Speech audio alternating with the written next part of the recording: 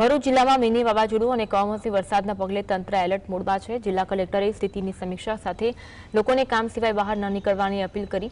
જિલ્લા collector Gaurang મકવાણાએ disaster management સેન્ટરની મુલાકાત લઈ તંત્રની તૈયારીઓ અને સ્થિતિનો તાગ મેળવ્યો। ભરૂચ જિલ્લામાં હજુ પણ 140 ગામોમાં વીજ પુરવઠો ઠપ છે। વૃક્ષો ધરાશાય થવાના કારણે બંધ થયેલા રસ્તાઓ પુનઃ શરૂ કરાયા છે।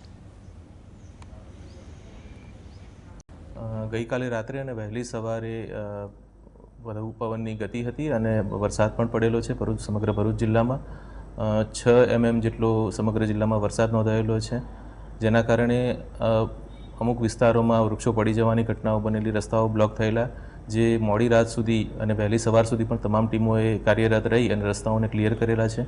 અમુક વિસ્તારોમાં વીજ પુરવઠો ખોરવાયેલો, ખાસ કરીને શહેરી વિસ્તારોને પ્રાયોરિટી આપીને તમામ જગ્યાએ વીજ પુરવઠાને રિસ્ટોર કરી દેવામાં આવ્યો છે।